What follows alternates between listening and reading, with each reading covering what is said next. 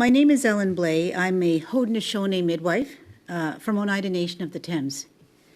I'm the Executive Director of the National Council of Indigenous Midwives and the past co-chair, and I bring expertise as an Indigenous midwife in the front lines of prevention for child welfare. And with apologies to this committee, I will be leaving at some point during the proceedings. Thank you very much for understanding. And I'm Claire Dion-Fletcher. I'm Vice President of the Canadian Association of Midwives and core leader and past co-chair of NCIM, and a Lenape, Potawatomi, and Mixed Settler registered midwife and midwifery educator. So NCIM exists to promote excellence in reproductive health care for Inuit, First Nations, and Métis women. We advocate for the restoration of midwifery education, the provision of midwifery services, and choice of birthplace for all Indigenous communities consistent with the United Nations Declaration on the Rights of Indigenous Peoples. We are deeply concerned that we are here today discussing changes to the criminal code in order for Indigenous women's right to bodily autonomy and to be respected. We call for the immediate end to forced, coerced, and involuntary sterilization. It is an act of obstetric violence and genocide.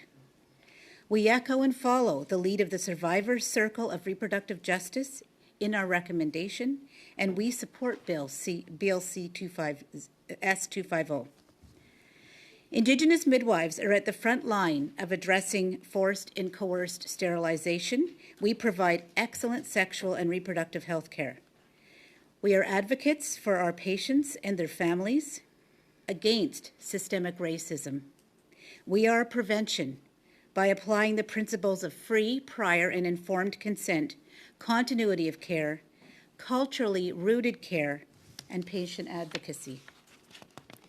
NCIM is a co-chair at the Indigenous Women's Wellbeing Advisory Council, which was formed in response to Senator Boyer's external review in 2017 on forced sterilization.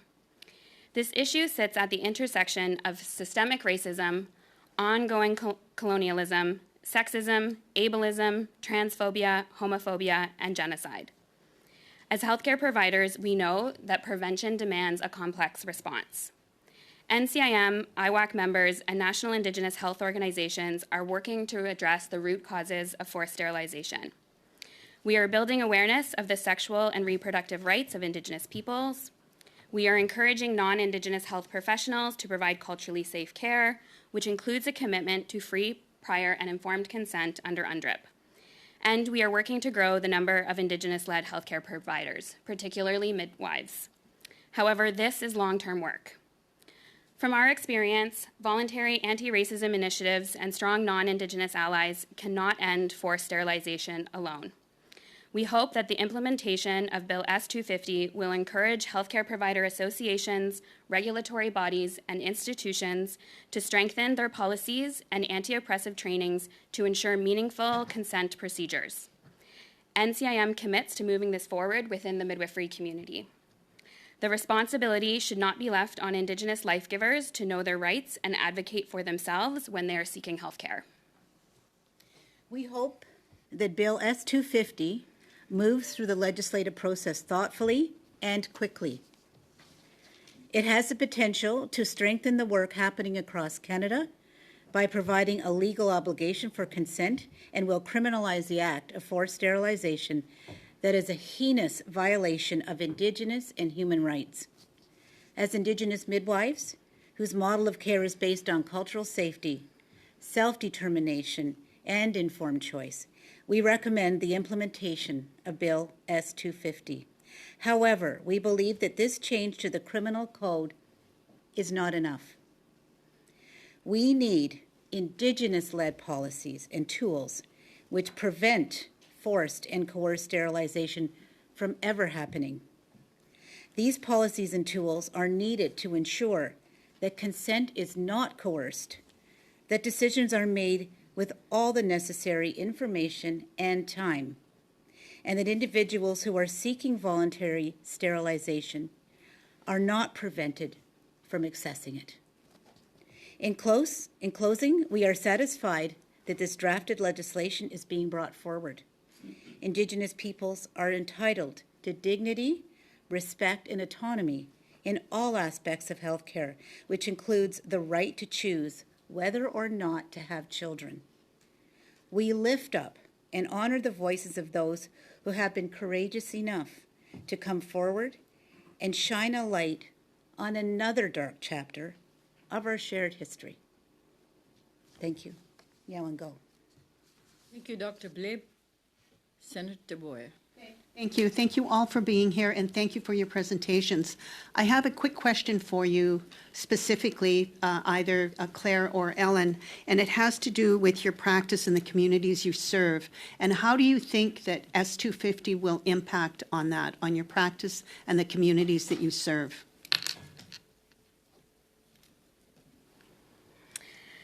I think it is a important recognition of Indigenous people's rights, and that what we hear from the communities that we work with, and particularly following the lead of the Survivor Circle, is that this is something that is desired and requested, and I think it speaks to the importance of informed consent and choice around sterilization and in protecting people's right to decide when and if they want to have children.